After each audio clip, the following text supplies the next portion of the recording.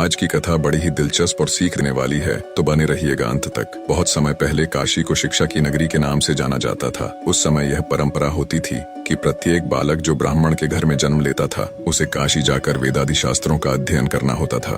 तभी वह कर्मकांड आदि पुरोहिताई के कार्य करने के योग्य होता था। एक बार की बात है, एक पंडित जी ने अपने बेटे को भी शास्त्रों के अध्ययन के लिए काशी भेजा। सभी शास्त्रों का अध्ययन करने के बाद पूरी तरह सब कुछ कर निपुण होकर बालक अपने गांव लौटा। बेटे की आने की खुशी में पंडित जी ने एक भव्य उत्सव का आयोजन करवाया, जिसमें ज्ञान चर्चा का विषय भी रखा गया। उसमें नए पंडित जी को शास्त्रोक्त तरीके से ग्रामवासियों की समस्याओं का समाधान करना था। सभी लोगों ने तरह तरह के प्रश्न पूछे। लगभग सभी प्रश्नों के जवाब नए नए शास्त्र झाता बने पंडित जी ने अच्छे से पूरी व्याख्या के साथ दिए। सभी गांव वाले उससे बहुत प्रभावित हुए और उसकी प्रशंसा करने लगे। इतने में एक बूढ़ा किसान सामने आया और उसने पूछा, महोदय, क्या मैं भी कुछ पूछूं? तो पंडित जी ने पूरे विश्वास के साथ कहा, हाँ हाँ, क्यों नहीं, ये सभा ये प्रोग्राम इसलिए तो है।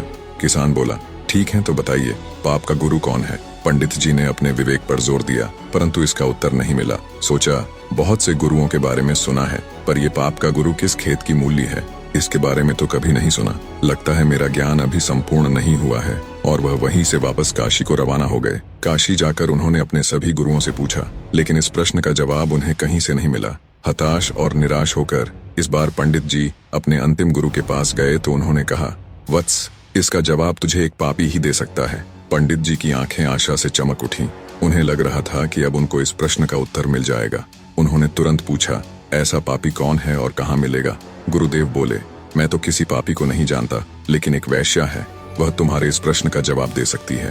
पंडित जी बिना कोई देर किए वैश्या के घर की ओर रवाना हुए।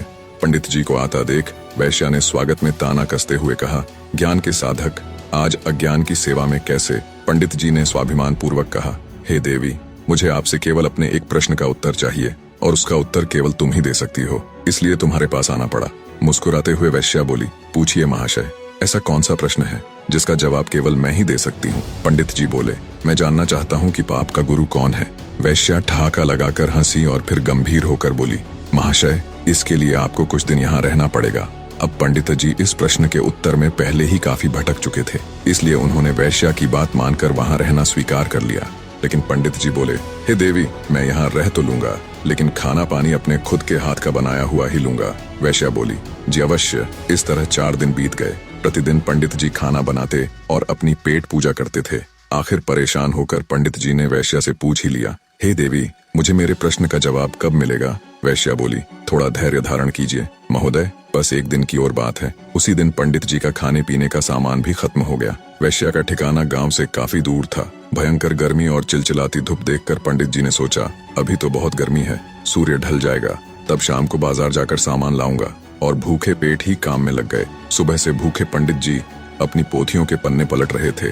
तभी अचानक वैश्या का आगमन हुआ। वैश्या बोली, पंडित जी, आप अकेले खाना बनाते हैं, कितने परेशान हो जाते हैं। एक काम कीजिए, कल से नहा धोकर आपके लिए खाना मैं ही बना दिया करूंगी। इससे मुझे भी आपकी सेवा का कुछ पुण्य मिल जाएगा और भोजन के साथ दक्षिणा में मैं आपको एक सोने की मुहर दूंगी।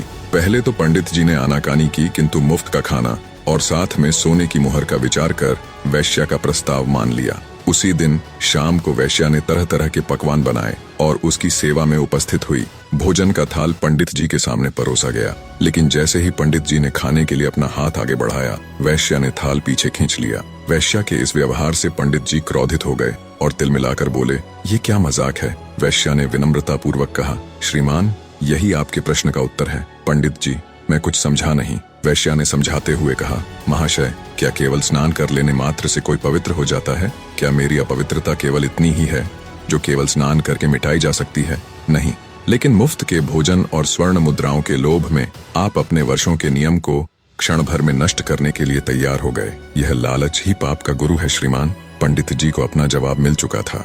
निष्कर्ष, ये लोभ ही है जो हमारी पवित्रता को नष्ट करता है।